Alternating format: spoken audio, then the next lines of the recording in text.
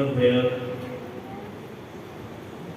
सतगुरु गुरु ग्रंथ साहिब सच्चे पातशाह महाराज जी के पावन राग माझ राग अंदर दर्ज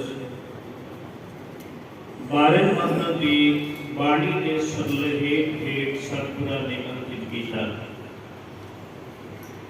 धन सतगुरु गुरु अर्जन साहिब सच्चे पातशाह महाराज जी ने 12 माह बाणी दियां 14 पौड़ियां उच्चारण कीतियां। 14 पौड़ियां 12 महीनों का जिक्र सतगुरां ने किया। पहली पौड़ी जो वस्तु निर्देश मंगल है, जिन्हों बीज मंत्र भी किया जाता है, आरंभ का मंगल भी किया जाता है। और दूसरी पौड़ी को लैके 13 नंबर पौड़ी तक सतगुरां ने 12 महीनों का जिक्र किया। तो अखीरली पौड़ी जिन जिन नाम ध्याया दिन के काज सरे, ये संपूर्णता मंगल है, जिन्होंने शुकराना मंगल क्या जाता है। सतगुरु श्री गुरु अर्जन साहिब सच्चे पातशाह महाराज ने 12 महीने अंदर साडे हिरदे की आत्मिक अवस्था को संकेत रूप दे साडे सामने रखे कि किने पौड़ी पर पौड़ी सुन करके उस अकाल पुरख के दर के ऊपर प्रवान होया जा सकता है। और तां करके ही अखीर ये यात्रा संपूर्णता वाले पासे जाए कि जिन जिन नाम ध्याया जिनके काज सरे, हर दिन पूरा करा दिया दरगह सच करे। इत्थों तक कि ये साडी आरंभता हुए कि चेत गोबिंद आराध्य संपूर्णता होवे, फलगुण आनंद उपार्जना हर सज्जन प्रगट आए। सतगुरु सच्चे पातशाह महाराज ने आज का के पावन शब्द साढ़े सानू उच्चारण किया है। गुरु ग्रंथ साहिब जी के पावन अंग 135 पर सुशोभित है। सतगुरु कतिक के महीने के संबंध में जो उपदेश साडे जीवन के अंदर बख्शिश करते हैं, गुरु साहिब आप कृपालता करन, तरस करना, सत संगत जी सतगुरु कृपालता करन, पावन गुरमत गुरबाणी शब्द विचार सतगुरु की आप तरस करके करवा लें। आओ सतगुरु गुरु संगत जी आप जी बख्शो असीस, बुलाओ फतेह।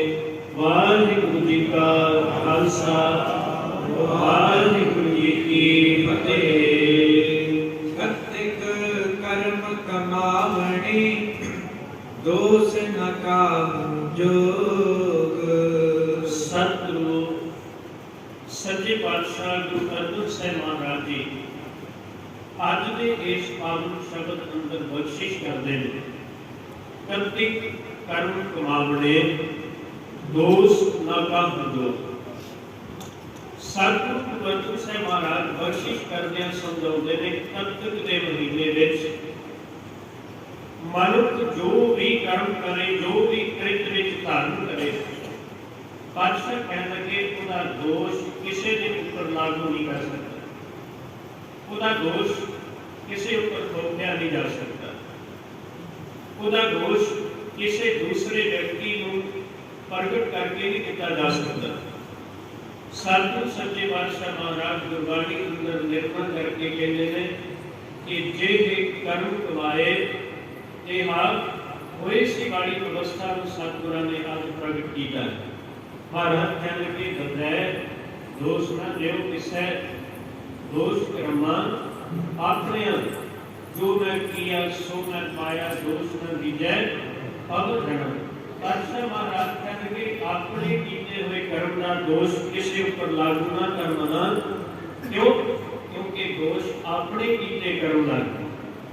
इत्थों तक कि बाबा फरीद साहब ने बड़ा सोहना लिखा।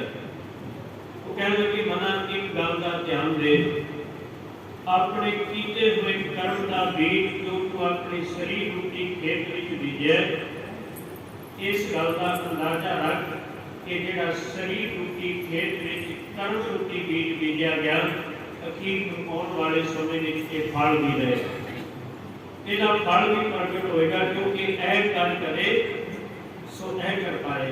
पातशाह कह लगे जो कर्म किया है जो फल भी प्राप्त हो गया। सतगुरु गुरु ग्रंथ साहिब के अंदर बाबा फरीद साहिब ने बड़ा सोहना समझाया कि अनजान बन के ना बैठी, इस व्यक्ति के ना चले जाई, ठहर लगे लोड़ा दाग तिजोरिया इकर बीजे जब वो गंधा उन कताई का कहना लोड़ा पर तुम्हारा कह लगे इस भुलेखे कभी ना रही कि कर्म ने माड़ा करना ते प्रगट चंगा हो। मेरी व्यक्ति विचों किसी का माड़ा निकले तो वह फल जो चंगियाई मिले, सतगुरु कह लगे नहीं। बाबा फरीद साहब कह लगे ये वो गल हो गई, एक किसान अपने खेत में किकर का बीज बीज के उस तो समय बाद जदों वो बड़ा हो जाए तो ये गल की अरदास करे, ये गल का तरला ले ले कि इस दरख्त के विचों मैनूं बिजौर दीआं दाखां वर्गा स्वाद आए, बिजौर दीआं दाखां किकर विचों प्रगट हो जाए। बाबा फरीद साहब कह लगे हो नहीं सकता, क्योंकि जेड़े कृत दे विच असीं बीज नूं लिआंदा कोई वढना पएगा। पातशाह महाराज बड़ा सोहना निर्मा करदे, खेत शरीर जो बीजी है सो अंत खोया आए। पातशाह कह लगे जिहड़ा शरीर की खेत विच बीजिया है अंतिम समय तक कोई वढना पएगा, कोई प्राप्त करना पएगा, वखरेवा नहीं। बाबा फरीद साहब जिक्र करते हैं, कह लगे सारी उम्र ते उन्होंने व्यापार करते रहे, अखीर असी कहते रहे कि पशमीने का कपड़ा सानू पट मिल जाए, रेशम का कपड़ा सानू मिल जाए, ये नहीं हो सकता। उनका व्यापार करने वाला कि केवल उन ही प्राप्त करे, उन्हों पशमीना उन्हों पट जान रेशम कभी भी प्राप्त नहीं हो सकता। सतगुरु कह लगे कि इस तरह बंदा धर्म के रस्ते से तुरे, ਉਹਦੀ ਕ੍ਰਿਤ ਵਿੱਚ, ਉਹਦੀ ਸੁਰਤ ਵਿੱਚ, ਉਹਦੀ ਮਤ ਵਿੱਚ, ਉਹਦੇ ਗੁਰਮੇ ਦੇ ਵਿੱਚ ਵਾਸ਼ਨਾ ਹੋਵੇ ਤੇ ਅਰਦਾਸ ਭਗਤੀ ਵਾਸਤੇ ਲੋਚ ਭਗਤੀ ਦੀ ਯਾਤਰਾ ਹੋਵੇ। ਪਾਤਸ਼ਾਹ ਕਹਿਣਗੇ ਜਿਸ ਤਰ੍ਹਾਂ ਦਾ ਸੁਰਤ ਵਿੱਚ ਹੈ ਕੋਈ ਪ੍ਰਗਟ ਹੋਏ ਜੋ ਸਾਡੀ ਬਿਰਤੀ ਵਿੱਚ ਹੈ, ਉਸੇ ਤਰ੍ਹਾਂ ਦਾ ਫਲ ਜਿਹੜਾ ਹੈ ਉਹ ਸਾਨੂੰ ਭੋਗਣਾ ਪਏਗਾ। ਸਤਿਗੁਰੂ ਕਹਿਣ ਲੱਗੇ ਦੇਹ ਨਾਲ ਬੀਜੈ ਸੋਧ ਹੈ ਕਰਮਾ ਸੰਦਰਾ ਖੇਤ, हर कहना गया शरीर कर्मां का साथी खेत है, जो बीजेंगे वो फसल में सानू बढ़ना पे। इस करके एक उदाहरण है भाई गुरदास साहब जी की देख के अगे संपूर्णता वाले पासे जाना। एक कर्म की है, दो तरह के कर्म मने जाते हैं, एक नखेदात्मक कर्म होता है, एक सकारात्मक कर्म। नखेदात्मक कर्म की नखेती की जाती है जिहड़ा प्रवान नहीं, सकारात्मक कर्म होता है जिहड़ा प्रवान होता। असीं गुरु के दर ते बैठे हैं, साडा सकारात्मक कर्म यही है कि अपनी सुरत नूं गुरु चरणां विच जोड़ के बैठिए। कोई सेवा विच बैठा है, कोई हजूरी विच बैठा है, कोई बाहर किते बर्तन साफ करता होया अपनी सुरत नूं गुरु वाले पासे धारण करके बैठा है। किसी नूं मौका दिता अकाल पुरख ने कि चौकड़ा मार के बस बैठ, मेरा काम ही नहीं, अपने कन्ना के दुनिया राही अपने हृदय उतरित कर जो गुरबाणी का उपदेश, क्योंकि किसी गिलास में जल जा हो मुख राही छक दे तृप्ति मिलती है। तो जिदन गुरबाणी की गल आए उदन तन रूप दुनिया के राही हृदय की अवस्था में बाणी को ले जाना ताकि अंदर की तृप्ति हो सके। इत्थे दो तरह के कर्म, एक प्रवान है कि गुरुद्वारा साहब चौकड़ा मार के बैठे होते ध्यान गुरु वाल सेवा कर रहे हैं, ध्यान सेवा में भी है, सुरत गुरु वाले पास भी तुसी गुरुद्वारा साहब वास्ते तुरे हो कि केवल गुरु की ही गल कर रहे हो, सकारात्मक कर जे आप बैठे गुरु की हजूरी विच सुरत साडी वासना धारण कर रही है, हाथ विच बर्तन साफ कर रहे हैं, मुख किसी की निंदा करता है और बार बार उच्चारण कर रहे कि कोई गुरु के दर पे झाड़ू लाने भी कई मना बड़े साल हो गए मेरे को बगैर सेवा सामने किसी असं ये कह दें कि मेरे को बगैर ये सेवा नहीं। झाड़ू लाना बंदा बाहर की गंदगी के साफ कर दे पर अपनी अखा नहीं किसी पराए तन से पराए धन को देख करके अपने अंदर वासना धारण करता है। ये गुरु के दर से कर्म बर्बाद नहीं, यदि नकेती की जाती। कर्म के अर्थ भी दो।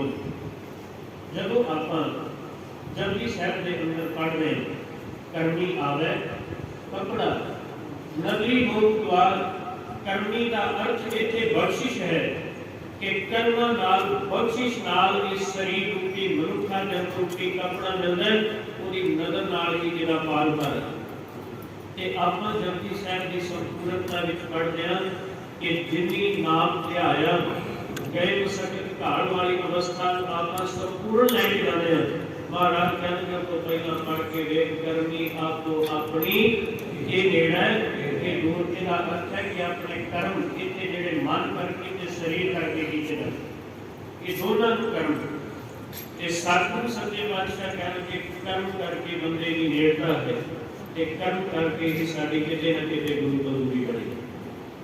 इस करके महाराज कहने लगे कि अस्सू के महीने गुरु के प्रेम को अपने अंदर धारण करके उनकी प्यास रखी है कि एक उद्यम कर तब के महीने अपने कर्मां की अवस्था समझ मता इहू कर्म कर बैठे कि जिहदे नाल शुद्ध करके रब नाल टुट जाए। एक छोटी जी विचार रखा जदों साडे मन में किसी प्रकार माड़ी गलती प्रगट हो गई ना कि रब की सजावट की बहुत बड़े तरीके नाल शरीर रूप में नहीं दिंदे। परमेश्वर का नियम असी किसी का बुरा किया बुरा सोचा बुरा चाह लिया ते रब कभी भी किसी को डंडा मार के सजा या किसी को शारीरिक तशद्दुद दे के सजा नहीं उठाता। जिधर उन्हें पता लग गया कि मेरी हजूरी में बैठने वाला किसी दूसरे का बुरा रखता है, परमेश्वर उस वेले अपने नाल सुधि तोड़ देता और बहुत ही शारीरिक सजा नहीं। महाराज इस तरह की बुराई सोचने वाले का अपने नाल प्यार तोड़ देते हैं, पास के कर देते हैं। फिर बंदा ये कहता है कि बाबा जी पता नहीं की होया कि कई सालों तो नेतनेम इन्ना वधिया चलदा सी पर अज पता नहीं की कारण बने कि नेतनेम विच मन कोई गल। पहला संगत विच 2-2 घंटे बैठ जाते सी, अज पता ही नहीं लगता संगत विच बैठण नूं जी नहीं करदा। ये कारण यही है कि साडे को किते ना किते कोई इहो जिहा बुरा होया कि रब ने अपने नाल पासे कर दिता। पुत्रा जिस तरह की सुख रख के बैठा मेरे नाल ते परवाह। इस करके महाराज ने क्या प्रत्येक कर्म कमाने दोष न काहू जो। महाराज कहने के दोष न दे किसे और किसी के प्रथाएं दोष रखी ना। क्यों? क्योंकि जिस तरह के कर्म होंगे उसी तरह का फल भोगना पड़ेगा। भाई गुरदास साहब जी का एक कविता आप भी के सामने प्राप्त है। कहने लगे कि तनिक ही जामुन के दूध दत होत जैसे तनिक ही कांति पर दूध फाट जात है, तनिक ही खाए विक होत है विलास काल, तनिक ही अमर के अमर हुए गात है, तनिक ही बीज हुए बिरख विथार हुए, तनिक ही चिन्ह के असुर हुए समाप्त है। कहने के कर्म की फिलासफी को समझना तो फिर इस तरह के घर में सियाणी माता हो दुध को जाग लिया के ला दे, दुध को जाग ला दी जाती है दही भी ते कोई दुध बाद में दाल दही बन जाता है ते जे कहते हैं उससे ही तरह किते मत में कुछ अजा बन आ जाए ते बंदा उससे ही दुध में लिया के नींबू निचोड़ दे, उसके विच खटियाई या इमली पा दे, दुध भी ज्ञान के जमन वाला दही भी किसी तरह प्राप्त नहीं हो सके। उत्थे प्रोसैस रुक गया, ना वो सानू दही प्राप्त होया, ना मक्खन प्राप्त कर सके, ना लस्सी प्राप्त कर सके, ना घ्यो दे साढ़े तो निकल सके। महाराज कहने लगे इस तरह जीवन में एक होर अवस्था को समझिए। कहने के तनिक ही खाए के खबोच है विनाश का, तनिक ही अमृत के अमृत होएगा। ये तो तक बंदा सियाना होवे ते जैन जुबान ते रखने लगे सौ बारी सोचता है। तो कहने के जी व्यक्ति सियानप ना होवे तो छोटा जा जैन का टुकड़ा जुबान ते रखने की लिए मौत हो जाती।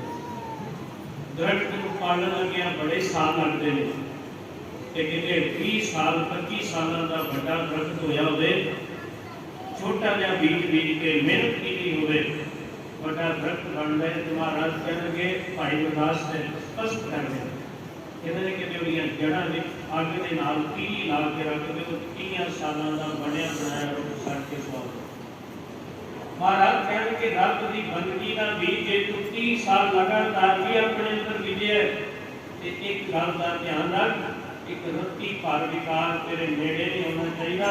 ये ना होवे कि किधरे कई सालों का भक्ति का ये रुख दिन में ही एक वासना के लालच करके सड़ के सवाल। इस करके महाराज कहते हैं कि मना अपनी सुत नूं सात्विक अवस्था वाले पासे रख। दादा कहने कर्तिक कर्म कमावने, कर्तक के महीने में जेडे कर्म कृत विच आवे दोष ना काम योग। महाराज कहने उदी दोष की योगता किसी होर नूं ना देना कर।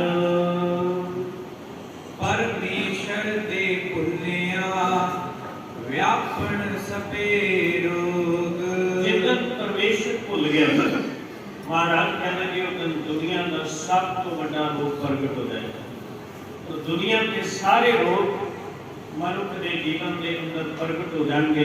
एक तो डॉक्टर महाराज ने कहा कि तू जिस तरह सब को लागू चीज आवे सेवा कहने के जिन्हों भुलिया नहीं और दुनिया के तुरता फिरता भी देखना है कि सारा संसार मेरी सेवा में है।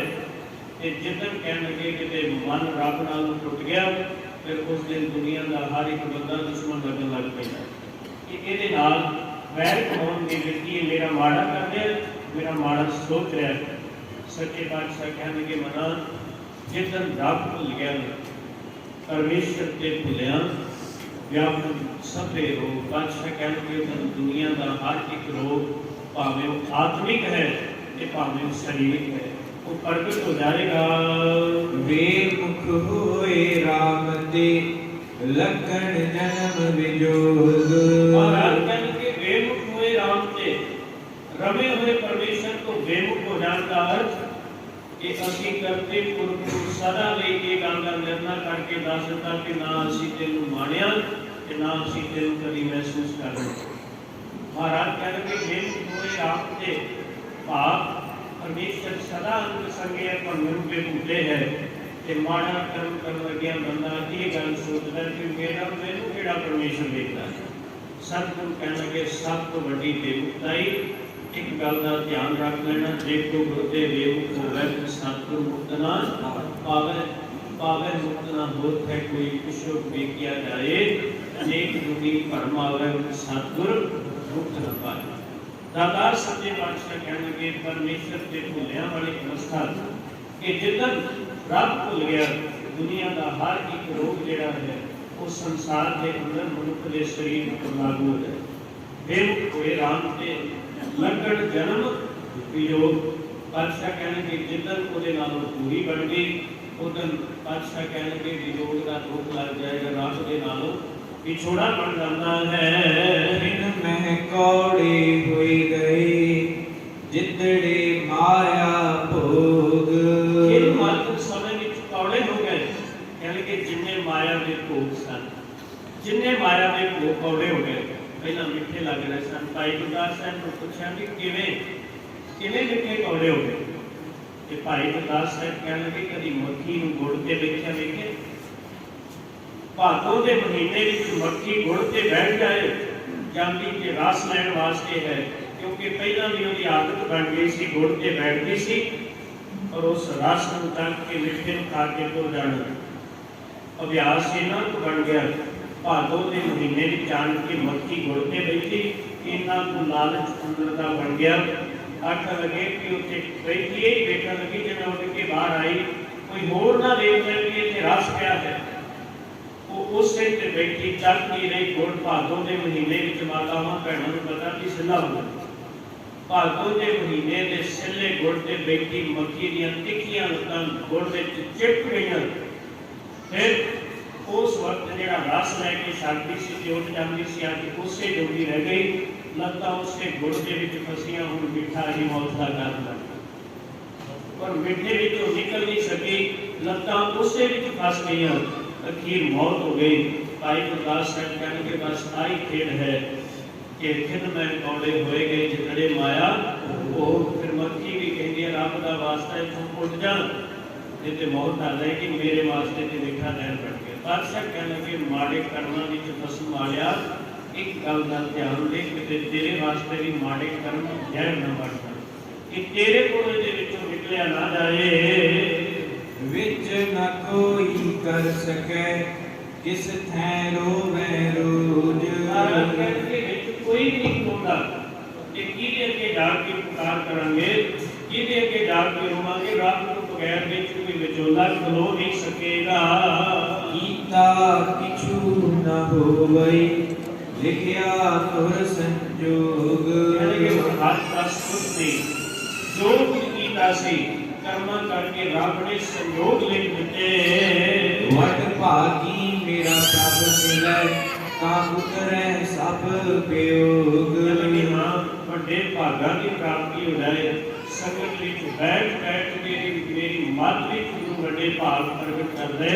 बड़ भागी मेरा प्रभ ले बड़े भाग बन जान ते किते रब मिल जाए ना ते पातशाह कहना कि पुत्र सब वियोग दुनिया का हर एक तरह का विछोड़ा समाप्त हो जाता है। उस दिन दुनिया का हर एक विछोड़ा, हर एक संबंध जिहड़ा रब नाल टुट गया, पातशाह कहने कि उहदे नालों साडा पाप तारा हो जाता है। हर एक विछड़िया होया पाप खुद विलाप वाले पासे चला जाता है। कीता किछु न होवई लिखिया तुर संजोग। पातशाह कहने लगे हुण मेरा कीता कुछ नहीं। गुरु अर्जुन साहब कहने कि हुण तुर संजोग लिख दिता है परमेश्वर ने।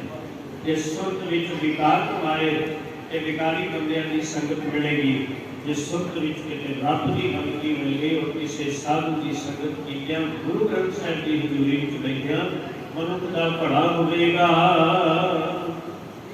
अवस्था में सतगुरु श्री गुरु ग्रंथ साहिब महाराज के अंदर दातार सच्चे पातशाह गुरु अर्जुन साहिब अज का निर्णय करके कहते कि पातशाह तेरी शरण में आन के तरला लेना हाँ, कृपा कर तेरी शरण में आया ते जीवन का हर एक विछोड़ा खत्म हो जाए और कर्म की ऐसी बिनती साडे हृदय में बन जाए कि साडा कर्म गुरु के सानू सकारात्मक बिनती वाला सतगुरु सच्चे पातशाह ये अवस्था कि जिदन साडा मत्था चंगा कर्म करदे किते गुरु की हजूरी के विच टेकिया गया ना, जिंदगी दी सारियां पुठियां लिखतां और जिंदगी के सारे दुख एक दिन गुरु ने समाप्त कर दे।